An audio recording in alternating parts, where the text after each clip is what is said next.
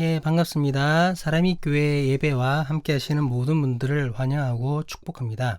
저는 사람이 교회 교회지기 김성현이라고 합니다. 사람이 교회 예, 오늘은 지난주에 이어서 그 사도행전 3장 1절에서 10절까지의 말씀으로 일어나 걸어야 한다라는 제목으로 함께 말씀을 나누려고 합니다. 예수님께서 약속하신 성령이 임하시고 놀라운 일들이 일어났었습니다. 사람들은 배우지도 않은 언어로 하나님의 일을 얘기했었고 베드로는 수많은 사람들 앞에서 설교하며 복음을 전하기까지 합니다. 예전의 베드로의 모습을 볼 때에 정말 생각지도 못할 모습이죠. 그리고 그 결과로 3,000명이 회개하는 역사가 일어난 것입니다. 이런 가운데 오늘 본문에서는 또 한 번의 놀라운 일이 일어나게 됩니다. 오늘 본문에는 믿을 수 없는 변화를 경험한 사람이 등장합니다. 이 사람이 바로 오늘의 그 주인공인데요. 성경은 그를 날 때부터 안진뱅이였다고 소개합니다. 본문 1절, 2절 말씀을 같이 한번 보시도록 하겠습니다.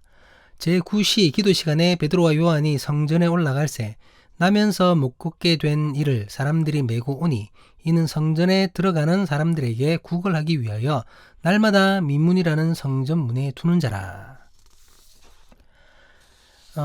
사도행전의 다른 부분에서는 이 사람의 대략의 나이가 이제 나타납니다. 사도행전 4장 22절에 보면 이렇게 기록되어 있습니다. 이 표적으로 병 나은 사람은 40여 세나 되었더라. 오늘의 주인공은 태어날 때부터 안진뱅이로 태어나서 40여 년간을 그렇게 살아왔던 사람이라는 것이죠.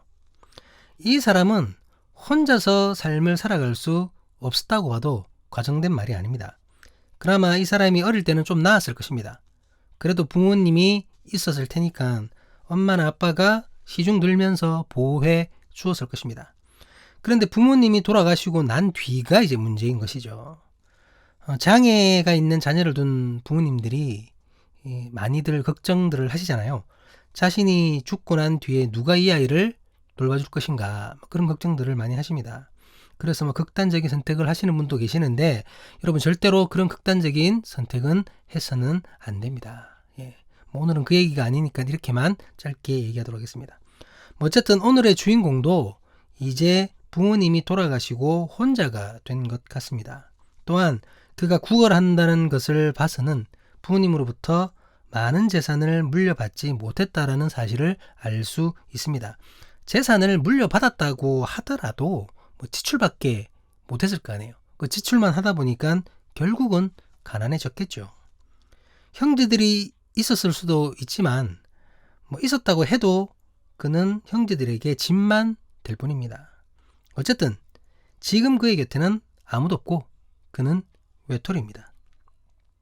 이 정도면 그에게 있어서 사회생활이란 거의 불가능하다고 봐야 합니다.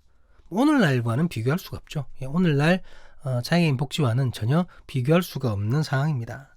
당시에 경제적 활동이라는 것을 이 사람이 할 수가 있었겠습니까? 그가 할 수 있는 것은 거의 없다고 봐야 합니다. 하지만 먹고 살아야 되잖아요. 그래서 그가 가장 손쉽게 할 수 있는 일을 하게 되었고 그 일이라는 것이 바로 구걸이었습니다. 그러니까 오늘의 주인공은 나이 40여 세가 된 남자 독신 안진뱅이 신체장애인인 거지인 것입니다. 그나마 다행인 것은 매일 구걸 장소인 그 성전 민문이라는 곳에 그를 메어다 두는 사람들이 있었다는 것이죠. 친구일 수도 있고 아니면 도와주는 대신 구걸하는 수익의 일부를 가져가는 사람일 수도 있습니다. 요즘에도 좀 장애인들을 이용해서 이렇게 하시는 분들이 있죠. 좀 좋지 못한 의도들이 있는데 혹시 그런 분이 아닐까 그렇게 생각할 수도 있습니다. 그가 선택했든지 아니면 그를 메어다 두는 사람들이 선택한 것인지 그들은 구걸의 장소로 성전을 택하였습니다. 구걸 장소로 성전을 택한 이유는 아무래도 하나님께 예배하러 가는 곳이기 때문에 비교적 인심이 좋을 것이라고 생각되기 때문일 것입니다. 그렇게 그는 오늘도 성전 민문에 앉아서 사람들을 향해 도와달라고 외치고 있습니다.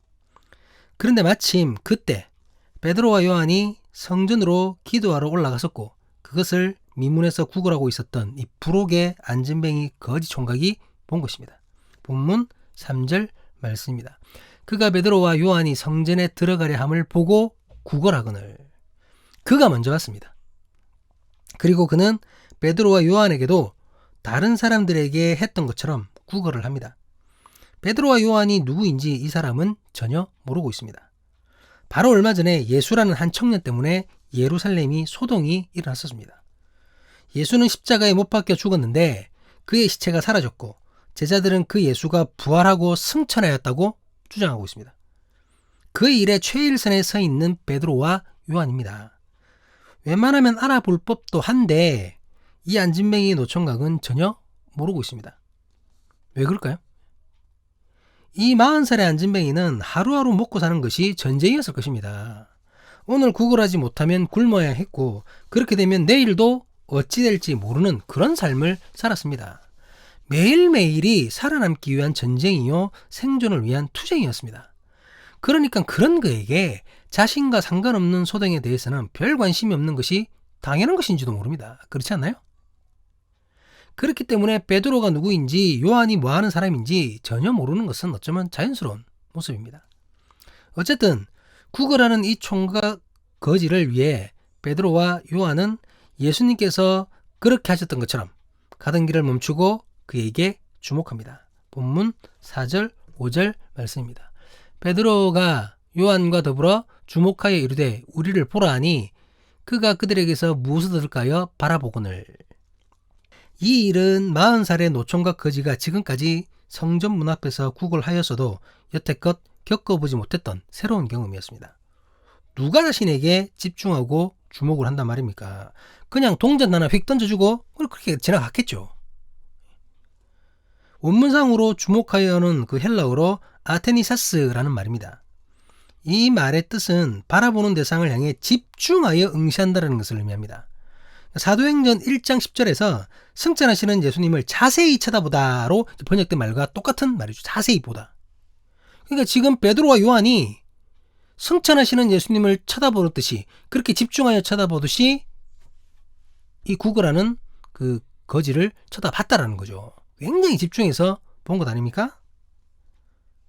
그러다가 그에게도 자신들을 바라보라고 얘기한 것입니다.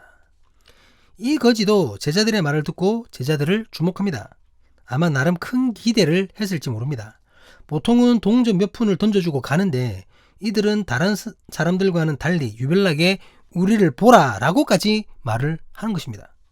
그러니까 이제 평상시보다 더 많은 뭔가를 대단한 무엇인가를 얻게 되겠구나 라고 잔뜩 기대하고 있었을지도 모릅니다.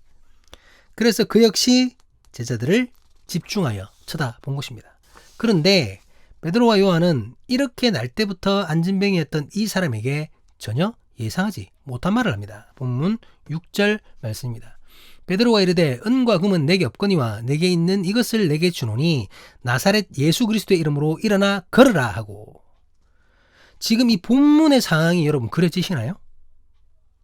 지금 거리는 물질적인 것을 기대하고 있습니다. 돈 달라는 겁니다, 여러분.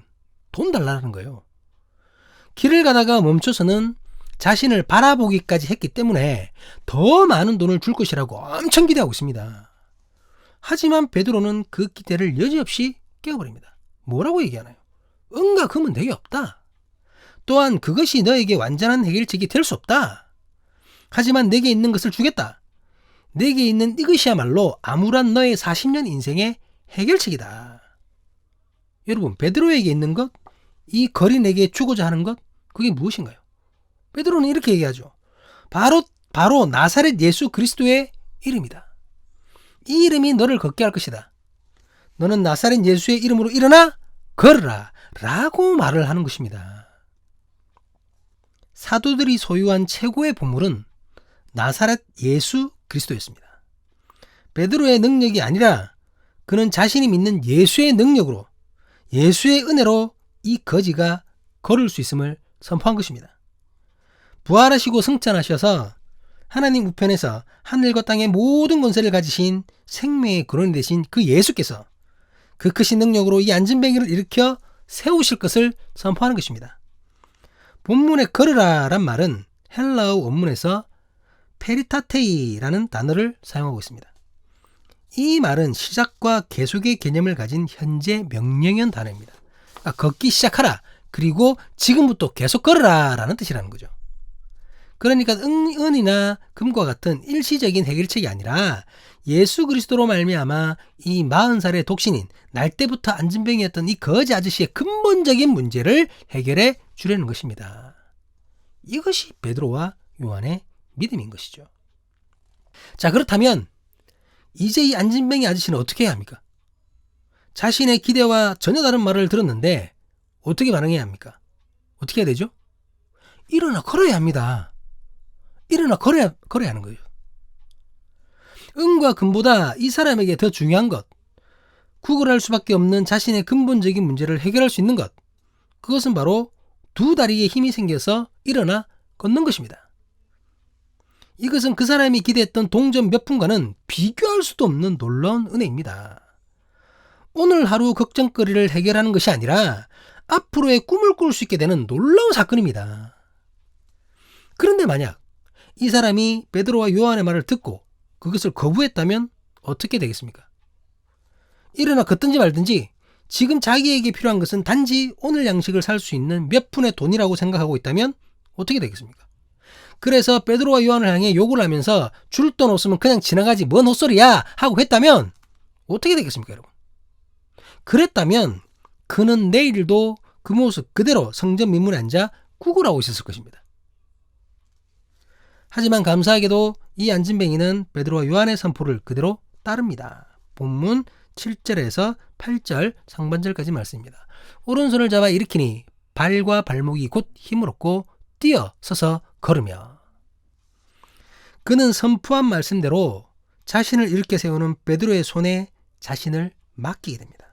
그 결과 원래 날 때부터 안진병이었던 이 사람이 태어나면서부터 40년 동안 단 한 번도 걸어보지 못한 이 사람이 일어나 서서 걷고 뛰기까지 하는 것입니다. 기적입니다, 여러분. 기적이 그를 변화시킨 것입니다. 이 거지는 육체적으로 완전한 변화를 받은 것입니다. 그런데 그의 변화는 여기서 멈추지 않았습니다. 예수의 이름은 이 사람의 겉모습뿐만 아니라 그의 내면까지도 완전히 바꾸어 놓았습니다. 기적을 통하여 그의 마음에 하나님의 나라가 제대로 선포되어진 것입니다. 본문 8절 하반절 말씀입니다. 서서 걸으며 그들과 함께 성전으로 들어가면서 걷기도 하고 뛰기도 하며 하나님을 찬송하니, 안진병이었던 그가 꿈만 같은 놀라운 기적의 은혜로 걷게 되었습니다. 그런데 그는 아무도 시키지 않았는데 가장 먼저 성전으로 들어갑니다. 제자들과 함께 성전으로 들어가 하나님을 찬송합니다. 이는 자신의 치유가 바로 하나님의 은혜로 말미암는 것임을 스스로 고백하는 행위이죠.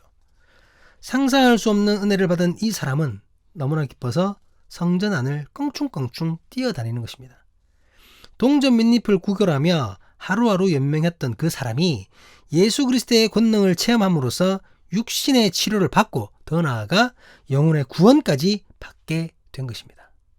그렇기 때문에 그는 하나님을 찬양할 수밖에 없었습니다.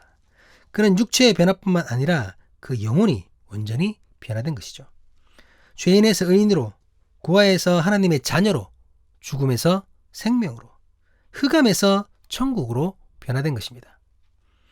40살의 독신인 안진뱅이 거지 아저씨에서 영적으로 새롭게 태어나 믿음의 형제를 갖게 된 건강한 하나님의 자녀가 된 것입니다.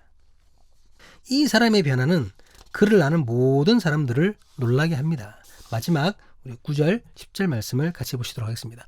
모든 백성이 그 걷는 것과 하나님을 찬송함을 보고 그가 본래 성전 미문에 앉아 구걸하던 사람인 줄 알고 그에게 일어난 일로 인하여 심히 놀랍게 여기며 놀라니라. 참된 기적은 그 당사자에게만 영향을 끼치는 것이 아닙니다. 주님의 기적은 그를 둘러싸고 있는 주위의 모든 사람들에게 영향을 끼칩니다. 이 안진뱅이 거리는 수년 동안의 구걸로 인해 이미 사람들에게 잘 알려진 인물이었습니다. 따라서 그의 신원이나 치유 사실의 여부에 대해서는 의심의 여지가 없습니다. 안진뱅이였던 자가 걷고 뛰는 모습에 주위 사람들은 놀랄 수밖에 없었습니다. 또한 그의 입은 하나님을 찬양하고 있습니다. 매일매일 한 푼만 달라며 구걸하던 그 애절한 음성이 하나님을 노래하는 기쁨의 음성으로 바뀐 것입니다. 이것은 하나님의 능력으로 인해 그가 육적으로 영적으로 모두 치유되었다라는 확실한 증거가 되는 것입니다. 말씀을 마무리하겠습니다. 구걸하면서 하루하루 연명하던 안진뱅이 거지에게 가장 중요한 것은 몇 푼의 돈이었습니다. 그렇기 때문에 그는 오늘도 사람들에게 돈을 구걸하고 있었던 것입니다. 하지만 그는 자신에게 진짜로 필요한 것이 무엇인지 모르고 있었습니다. 자신을 살리는 진정으로 중요한 것이 무엇인지 모르고 있었습니다. 아니 어쩌면 알아도 할 수 있는 것이 없기 때문에, 불가능하기 때문에 할 수 없다고 생각하며 그냥 포기하고 있었을지도 모릅니다. 우리는 어떻습니까? 우리는 진정으로 나에게 필요한 것, 나를 지키는 것, 나를 살리는 것을 제대로 알고 있습니까? 물질이 나에게 필요한 것입니까? 권력이 나를 지키는 것입니까? 명예가 나를 살리는 것입니까?